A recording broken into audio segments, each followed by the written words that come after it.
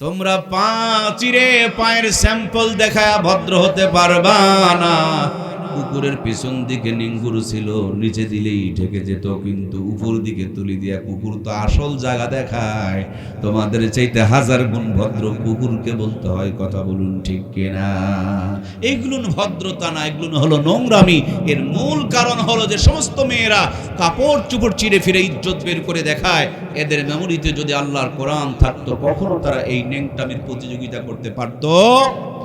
এজন্য বন্ধুরা আমার, আমাদের সন্তানগুলো যখন জন্ম হয়, জন্মের পর আমাদের সন্তানদেরকে 6টা টিকা দেওয়া লাগে। কেন টিকা দেওয়া লাগে? বলে আগে যদি টিকা দেওয়া যায়, পরে আর 6টা রোগ হওয়ার সম্ভাবনা নাই। টিকা কিন্তু বুড়ো বয়সে দেওয়া লাগে না, টিকা দেওয়া লাগে চ্যাংরা বয়সে, ছোট্ট বয়সে, একেবারে জ্বালা বয়সে। কেন জ্বালা বয়সে এই টিকা দেওয়া লাগে? বলে রক্তের সাথে মিশে যাবে, শরীরে ইমিউনিটি পয়দা করবে, রোগ প্রতিরোধ ক্ষমতা বাড়ায় দিবে। ছোট্টবেলাতে 6টা টিকা দেওয়া গেলে মৃত্যুরাত পর্যন্ত 6টা রোগ আর আপনার আমার সন্তানকে অ্যাটাক করবে না। ছোটতে টিকা দিলে যেমন রোগ প্রতিরোধ ক্ষমতা বেড়ে যায়, ছোট্টবেলাতে কোরআনের শিক্ষা দিলে তেমনি শয়তানের সাথে ফাইট করা, নাস্তিকের সাথে মোকাবিলা করার জন্য ঈমানি ক্ষমতা বাড়ায় দিবেন কে? আমার আল্লাহ তাআলা বলেন, ইন্নামাল মুমিনুনা আল্লাযীনা ইযা যুকিরাল্লাহু ওয়াজিলাত কুলুবুহুম ওয়া ইযা তুলিয়াত আলাইহিম আয়াতুহু যাদাতুহুম ঈমানাও ওয়া আলা রাব্বিহিম ইয়াতাওয়াক্কালুন। আল্লাহু আকবার। আল্লাহ বলেন, মুমিনদের সামনে যখন কোরআনুল কারীম থেকে তেলাওয়াত করা হয়, যাদাতহুম ঈমানা, আল্লাহ তাদের ঈমানকে বাড়ায় দেয়। সুতরাং প্রিয় ভাইয়েরা আমার, গরুর পেট থেকে জন্ম নিলে গরু হয়, ছাগলের পেট থেকে জন্ম নিলে ছাগল হয়, ভেড়ার পেট থেকে জন্ম নিলে ভেড়া হয়, আর মানুষের পেট থেকে জন্ম নেওয়ার পর মানুষও হয়, অমানুষও। কি রে ভাই, কথা কন না কেন রে ভাই?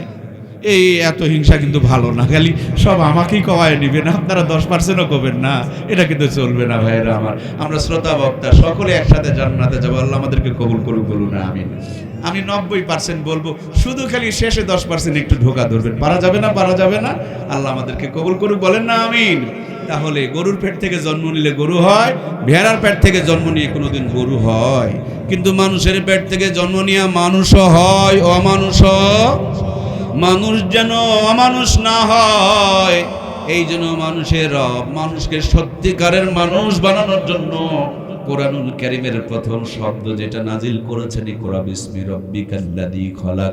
পড়েন আপনি আপনার প্রভুর নামে, যিনি আপনাকে সৃষ্টি করেছেন। টিকা দিলে রোগ হবে না। ইসলামের প্রথম বাণী ইকরা বিসমি রাব্বিকাল্লাযী খলাক। এই কোরআনের জ্ঞান দিলে নাস্তিক বেঈমান হবে না, দাঁড়িয়ে প্রসাব করবে না, ইজ্জত বের করে দেশের মানুষকে দেখাবে না, নেতা হলে কম্বল চুরি গম চুরি করবে না, কথা বলুন ঠিক কিনা? এই জন্য ইমানদার বানাতে হবে প্রিয় ভাইয়েরা, না হলে এই 24-এ স্বাধীন হলেন, আবার তো ডাক দিছে আসো, আবার স্বাধীন হব, হও আর মরো। স্বাধীন হয়ে আর এক দলকে দিবা, ওরা যা আরো বড় চোর হবে, কথা বলছেন না কেন? তারপরে বলবেন আবার আসো, আবার মরি, মরে আর এক দলকে দিবেন, তোরা তার চাইতে আরো বড় চোর হবে। সুতরাং সব বানানোর আগে ইমানদার বানাও, ইমানদার বানিয়ে রাষ্ট্রপতি বানাও, ইমানদার বানিয়ে এমপি বানাও, মন্ত্রী বানাও। ভিতরে যদি ঈমান থাকে, মানুষের সাথে বেঈমানি করবে না, ঠিক কিনা?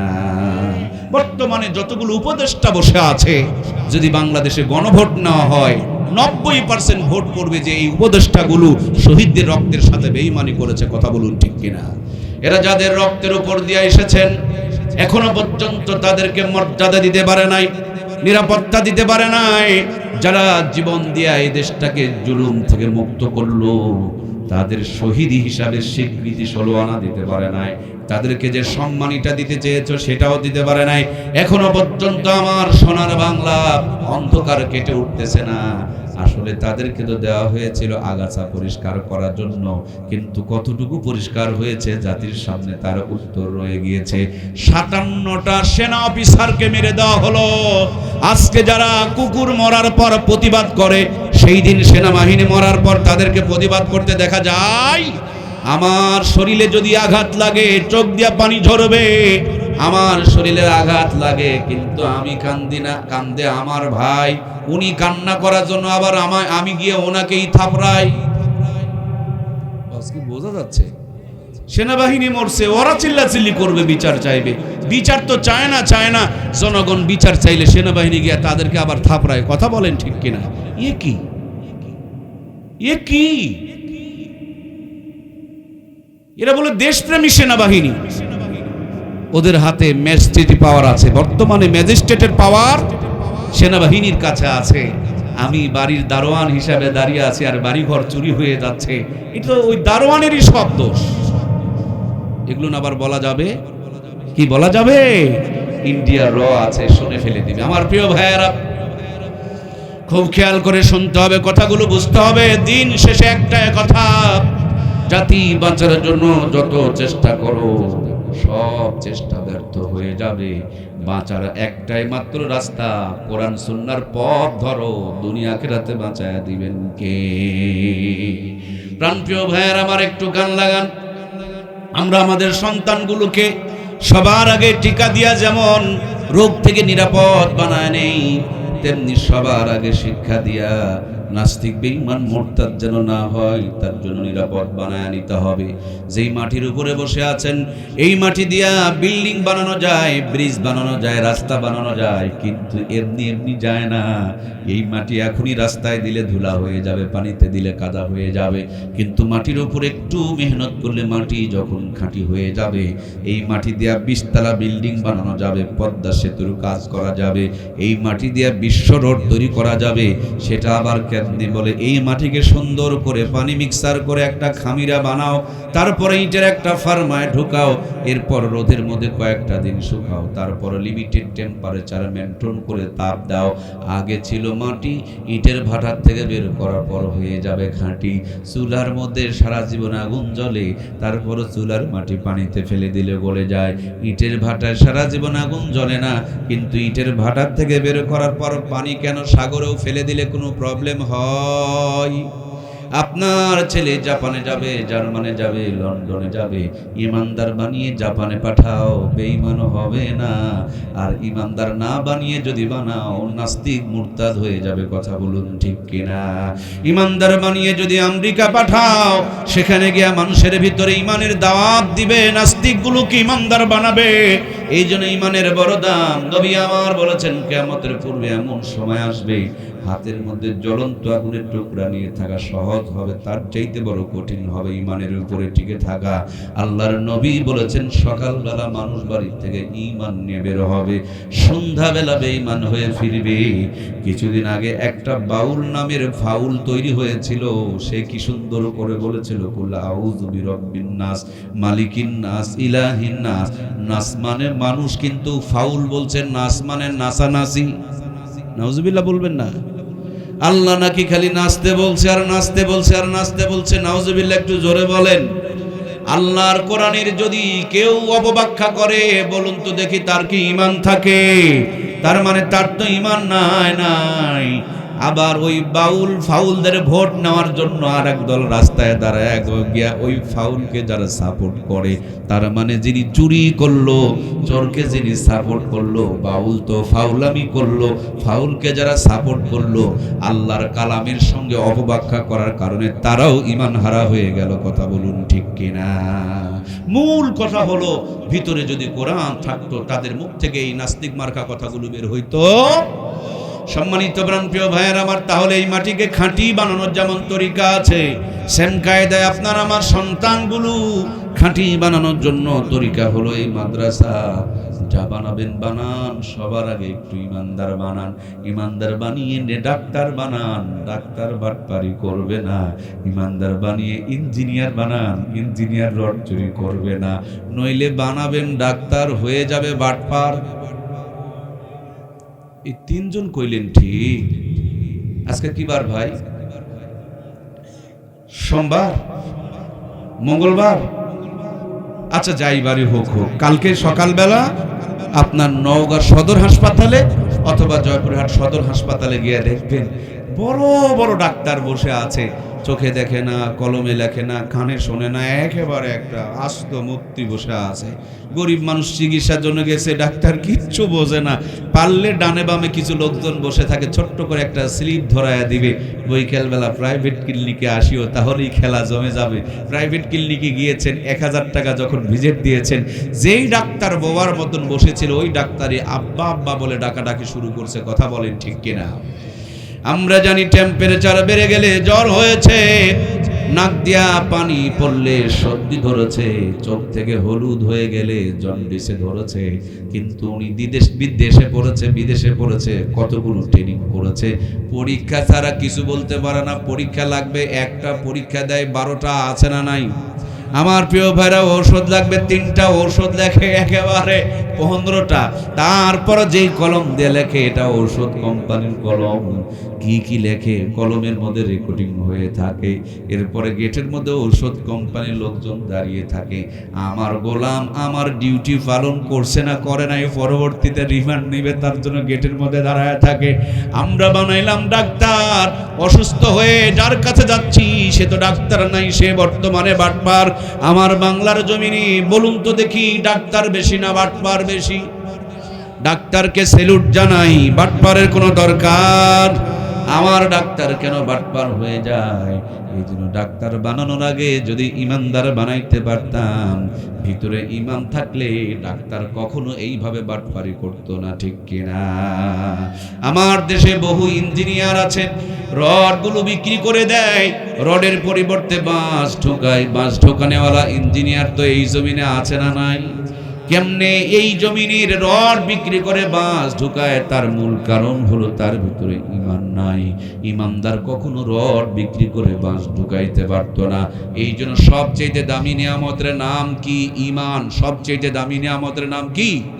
কিচ্ছু নাই। ঈমান নিয়ে যদি কবরে যায় আল্লাহর জান্নাতের মেহমান হয়ে যাব। আর সব আছে, ঈমান হারা যদি কবরে যায় সব বরবাদ হয়ে যাবে। এই জন্য আল্লাহর কাছে প্রার্থনা জানাই, আল্লাহ সব হারা করলেও আমাদেরকে ঈমান হারা করিও না। জোরে বলুন আমিন। এই জন্য এই ছোট্ট মাদ্রাসায় ছোট্ট ছোট্ট বাচ্চাগুলোকে প্রথমেই 1 নম্বরে যে হাদিসটা পড়ানো হয়, আখলিস দীনাকা ইয়াকফিকাল আমালুল কলিল, তোমার ঈমানকে খাঁটি করো, অল্প আমলেই নাজাতের জন্য যথেষ্ট। এখন ঈমান যদি ভালো থাকে, ওই ঈমানদার নামাজ পড়ে কখনো জমিনের আল ফেলতে পারে? ঈমান যদি ভালো থাকে, সেই ঈমানদার তার বউকে মোটরসাইকেলের পিছনে চড়ায়া গ্রামীণ ব্যাংক ঠেঙ্গা মারা আসা সবুজ সঙ্গে বন্ধক তুইয়া কিস্তির টাকা তুলতে পারে। ঈমান যদি ভালো থাকে, এশার আজান হয়ে গেলে ঘরের মধ্যে রিমোট টিপে টিপে হিন্দুদের মন্দিরে উলু উলু ধ্বনি বের করতে পারে না। সব কিছুর মূলে হলো ঈমান। ঈমান ঈমান। আজ থেকে 1500 বছর পূর্বে ঈমান ছিল না। মানুষগুলো নবীর গাল্লা কাটার জন্য ছুটে চলে যাচ্ছিল। যখন তারা ঈমানওয়ালা হয়ে গেল, মরার পরে জান্নাতে যাবে। মরার আগে জান্নাতের সার্টিফিকেট বরাদ্দ করে পাঠিয়ে দিয়েছেন কে? আজ থেকে 50 বছর আগে আমার বাংলার জমিনে এত উন্নতি ছিল না, কিন্তু ঈমান ভালো ছিল। নানি দাদিকে নগদ বন্ধে বের করা হয়েছে, 18 সন্তান নরমাল ডেলিভারি করেছে, 150 বছরের টনটনা বেঁচে রয়েছে। এক বাড়িতে রান্না করে গোটা গ্রামগঞ্জে ছড়িয়ে পড়েছে। আজকে ঈমান দুর্বল হয়ে গিয়েছে। 30 বছরের বাচ্চা নিতে চায়, তারপরও সিজার করে বের করতে হয়, বুকের দুধ নাই। এত ডিজিটাল কায়দায় রান্না করে, খাবার সময় নাকে নিয়ে চেক করতে হয়। ওরা নিমের পাতা খেয়ে 150 বছর বেঁচে থাকতো, আমরা অ্যান্টিবায়োটিক খাই, তারপরও 50 বছরে বেকার চেকা হয়ে যায়। উন্নতি করতে গিয়া ঈমান থেকে জাতি তত দূরে চলে গিয়েছে। এই জাতির 4 আঙ্গুল কবলে শান্তি জুটে নাই, অশান্তির আগুনই জ্বলে উঠেছে। কথা বলুন ঠিক কিনা? এই জন্য প্রাণপ্রিয় ভাইয়ার আমার, এই কোরআনুল কারীম যার সাথে লাগবে তাকে আল্লাহ তাআলা দামি বানায়া দিবে। আলেমদেরকে অবহেলা করিয়েন না। ঈমানওয়ালা আলেমরা যেখানেই থাকে আল্লাহর পক্ষ থেকে তাদের উপরে একটা রহমত থাকে। বিশ্বাস যদি না হয়, এখানে একটু খেলা দেখাতে চাই। এই জায়গার নাম কি গো? চিয়ারি গ্রাম। এই বাজারটার নাম কি? হ্যাঁ, আম্বল পুকুর বাজার। আগে এই গ্রামগঞ্জেও দেখবেন বান্দর খেলা আসতো, সাপের খেলা হতো না বাবা? কোটার মধ্যে বাড়ি মারতে আর বলতো এই কামড়া কামড়ি করিস না, এক্ষুনি 3 মাথাওয়ালা একটা সাপ বের হবে, অমুক জায়গায় পাওয়া গেছে বলতো, আর তাবিজ বিক্রি করতো। দেখেন নাই? এর কিছুদিন আগে ওই যে একটা শামীম ওসমানী ভাই বের হয়েছিল, ইকো দিয়েন না ভাইয়া, শামীম ওসমানী ভাই বের হয়েছিল, খালি লাভ দিয়ে বলতো খেলা হবে খেলা হবে। শোনেন নাই? এখন খেলা চালু হয়েছে, প্লেয়ার আর খুঁজে পাওয়া যায় না। আর একটা ভাই কি সুন্দর করে বলতো পালাবো না, তাকেও খুঁজে পাওয়া যায়। তার মানে বহুত আপনারা আওয়ামী লীগ আর বিএনপির খেলা দেখেছেন, বহুত আপনারা সাপের খেলাও দেখেছেন, বানর খেলাও দেখেছেন, আর্জেন্টিনা ব্রাজিলের খেলা দেখেছেন, মেসি নেইমারের খেলা দেখেছেন। আজকে জীবনের এই লগ্নে গভীর রাত্রে কোরআনের মাহফিলে বসে আপনাদেরকে যদি একটু জান্নাত আর জাহান্নামের খেলা দেখানো হয়, কষ্ট হবে কি? আমরা কি জান্নাত আর জাহান্নামের খেলা দেখতে চাই? বেশি সময় নিব না, মাত্র 10 মিনিট সময়। কয় মিনিট? 10 মিনিটে জান্নাত আর জাহান্নামের খেলা দেখাবো। এই জান্নাত আর জাহান্নামের খেলা দেখতে কে কে রাজি? 2টা হাত তুলে আমার আল্লাহকে দেখায়। লিল্লাহে তাকবীর। আয় আল্লাহ, এই জান্নাতের বাগানে থেকে আমরা জান্নাতি হতে চাই। তুমি আমাদের হাতগুলোকে জান্নাতি হিসেবে কবুল করে নাও, বলুন আমিন। আয় আল্লাহ, কোরআনের সঙ্গে এই 2টি হাত উত্তোলন করেছি, সারা জীবন আমাদের হাতগুলোকে কোরআনের পক্ষে রাখিও, আবারও বলুন আমিন। কোরআনের মাহফিলে কোরআনের পক্ষে থাকবে, আর ভোট দেওয়ার সময় কোরআনের বিপক্ষে যাবে। আমি কি কোনো দলের নাম বলছি? ভুলেও কোনো দলের নাম বলি নাই। আপনার বিবেক যদি বলে আওয়ামী লীগ কোরআনের পক্ষে, তাহলে দিয়ে দিন। বিএনপিকে যদি মনে হয় তাকেও দিয়ে দিন। আর যদি বলে যে এইটা কোরআনের পক্ষে, ওইটা বাদ দিয়ে যদি অন্য জায়গায় ভোট দেন, পাক্কা মুনাফিক, কোনো সন্দেহ নাই। আমরা কোরআনের পক্ষে থাকবো তো ইনশাআল্লাহ, আছি তো ইনশাআল্লাহ। আমরা ইনশাআল্লাহ বললেও বাস্তবে বড় মুনাফিক। স্বাধীনতার 55 বছরে কোনোদিন কোরআন ক্ষমতায় গেল না, অথচ এই দেশে 90% মুসলমান বসবাস করে। আল্লাহ, তুমি আমাদেরকে প্রকৃত ইমানদার বানিয়ে দাও, জোরে বলুন আমিন। হুজুরের পিছনে নামাজ পড়বে, রোজা করবে, কোনো আপত্তি নাই, কিন্তু হুজুরকে ক্ষমতায় তারা পাঠাতে চায় না। ওই যে সাদাবাজি চলবে না, যে টেন্ডারবাজি যে চলবে না। কোনো আলেম ওলামা ক্ষমতায় গেলে চাঁদাবাজি টেন্ডারবাজি চলবে না, কথা বলুন ঠিক কিনা? চাঁদাবাজ, টেন্ডারবাজ, দখলবাজকে ক্ষমতায় পাঠাবেন আর মনে করবেন যে শান্তিতে থাকবেন। কেমনে থাকবেন প্রিয় ভাইয়েরা? ভালা কর ভালা হোগা, নিম গাছে কোনোদিন আঙ্গুর ধরে না। চাঁদাবাজকে ক্ষমতায় পাঠায় শান্তি প্রত্যাশা করা যায়? এই জন্য প্রিয় ভাইয়েরা, টাকার বিনিময়ে যদি ভোট বিক্রি করেন, সেবার বিনিময়ে উনিও তখন টাকা নেবে। এই জন্য ভোট বিক্রি করা জিনিস নয়, এটা আমানত। আগামী দিনে ইনশাআল্লাহ আমরা দায়িত্বশীল, আমানতদার, দেশপ্রেমিক মানুষকেই আমরা সমর্থন করব ইনশাআল্লাহ। সম্মানিত প্রিয় ভাইয়েরা, এগুলো প্রয়োজনীয় কথা, এটার কোনো রাজনীতির কথা না। আপনি যদি কোরআন প্রেমী হন, আপনি যদি দেশপ্রেমী হন, আপনি যদি চাঁদাবাজের বিরুদ্ধে হন, তাহলে সব কথা আপনার পক্ষে আমি বলেছি। আমি ভালো মানুষের পক্ষে কেন কথা বলবো না? আমার তো একটা আমানতদারি আছে, জিম্মাদারি আছে। আল্লাহ আমাদের সকলকে ভালো কথা, ভালোর পক্ষে সাপোর্ট দেওয়ার তৌফিক দান করুক, আমরা পড়ি আমিন। প্রিয় বন্ধুরা আমার, তাহলে খেলা হবে, কি হবে বলুন? খেলা হবে, হবে কি হবে না? খেলা হবে। খেলাটা হবে জান্নাত আর জাহান্নামের খেলা। প্রত্যেকটা খেলায় প্লেয়ার আছে, প্লেয়ার ছাড়া খেলা কিন্তু জমে। ফুটবল খেলায় 11 22টা প্লেয়ার লাগে। এতগুলো প্লেয়ার দিয়ে খেলা দেখালে আপনাদের টার্গেট মিস হইতে পারে। মাত্র 2টা প্লেয়ার দিয়ে খেলা দেখাতে চাই। কয়টা প্রিয় ভাইয়েরা? একটু কথা বলতে হবে। কয়টা? 1 নম্বরে আমাকে একটা প্লেয়ার দিবেন। কয় নাম্বার? 1 নাম্বার। কয় নাম্বার? বুঝবেন কয় নাম্বার? 1 নম্বর বলবেন, 2 নম্বর প্লেয়ার দিবেন, খেলা কিন্তু জমবে না, ঠিক কিনা? 1 নম্বর প্লেয়ার আমাদেরকে তৈরি করেছেন কে? আল্লাহ। যাকে তৈরি করবে সে আল্লাহর হুকুমের বিরুদ্ধে চলবে, ওটা কোনোদিন 1 নম্বর প্লেয়ার হতে পারে? আল্লাহ বলেছেন হালাল খাও, যিনি হারাম খায় সেটাকে 1 নম্বর প্লেয়ার বলা যাবে না। যিনি তার বউকে মোটরসাইকেলে পিছনে ঝরায়া, পাতলা কাপড় পরায়া, বিউটি পার্লারে সাজায়া, মার্কেটে ঘোরায়, তাকে কি 1 নম্বর প্লেয়ার বলা যায়? গ্রামীণ ব্যাংক থেকে যিনি টাকা তোলে, কিস্তি তোলে, এটাকে কি 1 নম্বর প্লেয়ার বলা যাবে? আমার প্রাণপ্রিয় ভাইয়েরা, 1 নম্বর প্লেয়ারের বড় অভাব। বর্তমান বাংলার জমিনে 1 নম্বরের বড় সংকট চলতেছে, তারপর পুরা জয়পুরহাট জেলা খুঁজে খুঁজে 1 নম্বর প্লেয়ার অবশ্যই পাওয়া যাবে, কারণ 1 নম্বর প্লেয়ার আছে বলে দুনিয়া টিকায় রেখেছেন কে? নবীজি আমার বলেন, লা তাকুমুসা হাত্তা ইয়াকুলার রাজুলু আল্লাহু আল্লাহ। আমার আল্লাহ তাআলা ততক্ষণ পর্যন্ত দুনিয়াকে কিয়ামত করাবে না যতক্ষণ পর্যন্ত একজন ব্যক্তিও আল্লাহ বলনেওয়ালা দুনিয়াতে বসবাস করবে। সুতরাং আল্লাহর কাছে আমরা প্রার্থনা জানাই, আল্লাহ বেশি বেশি করে তাকে ডাকার সুযোগ দান করে দেয়। জোরে জোরে বলি আমিন। 1 নম্বর প্লেয়ারটা যদি রিকশা চালক হয়, ভ্যান চালক হয়, ইমাম হয়, মুয়াজ্জিম হয়, কোনো প্রবলেম নাই। কিন্তু বর্তমানে 2 নম্বর প্লেয়ার এত বেড়ে গিয়েছে, 2 নম্বর প্লেয়ারের কোনো অভাব নাই। ভাইয়েরটাও খাই, বোনেরটাও খাই, জমিরাল ঠেলে খায়, চুরি করে খায়, বাটপারি করে খায়, ভেজাল মিশায় খায়, দালালি করে খায়, ওকালতি করে খায়, কত তরিকায় যে খায়, নরমাল পাবলিকেরা খায়। আমার নওগাঁর বহুত নেতা আছে রে ভাই, এরা রডও খায়, সিমেন্টও খায়, ইটও খায়, বালুও খায়, পাথরও খায়, খোয়াও খায়, টিনও খায়। সরকারি যদি বাথরুম আসে পায়খানায়, এইটারও রিহাই। আমি আপনার এলাকার নেতাদের চিনি না ভাই, মন খারাপ করিয়েন না, আমার এলাকার কথা বলছি। এমন খাওয়া খায় পেটের ভুঁড়ি ফুলে যায়, 2 রুটি করে খাওয়ার ক্ষমতা। 2টা রুটি যদি খায় পেটের ভুঁড়িতে গন্ডগোল বেঁধে যায়, তখন আবার গ্যাসের বুড়িরে আবার সার্জেল খুঁজে বেড়ায়। আমার প্রিয় ভাইয়েরা, 2 নম্বর প্লেয়ারের নাম বলা যাবে না, বললে আবার ওদের সহ্য হবে না। ভাসুরের নাম বলতে হয় না, আমি আপনাদের বলায়াও নিব না। মনে মনে একটা 2 নম্বর প্লেয়ার খুঁজে বের করবেন, দেখবেন বাড়ি গাড়ি টাকা পয়সা ক্ষমতার কোনো অভাব নাই। ভালো করে খবর নিয়ে দেখবেন তার জিন্দেগিতে কোনো শান্তি নাই। ওই 2 নম্বর প্লেয়ারের 20 তলা বিল্ডিং ঘরে একটা সিসি ক্যামেরা লাগাও।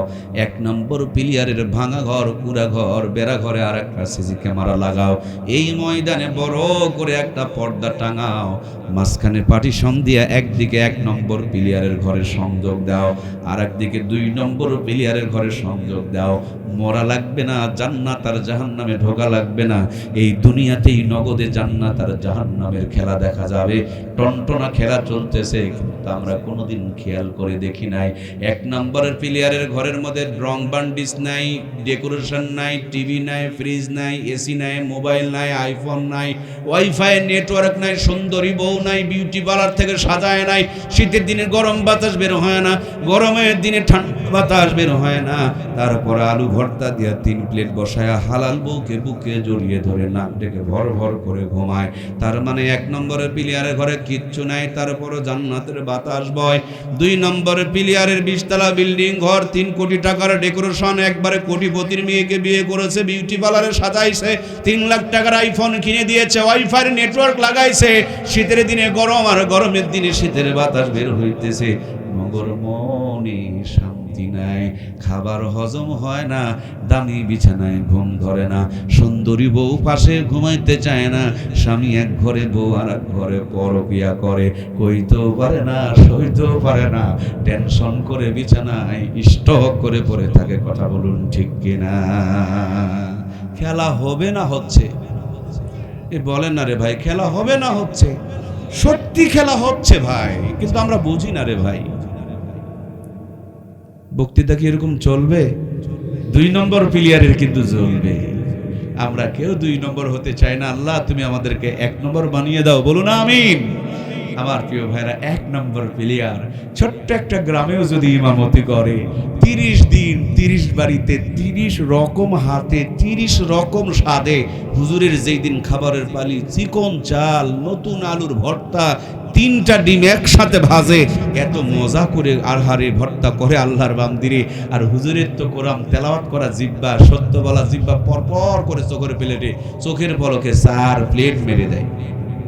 সুবহানাল্লাহ কয় না রে?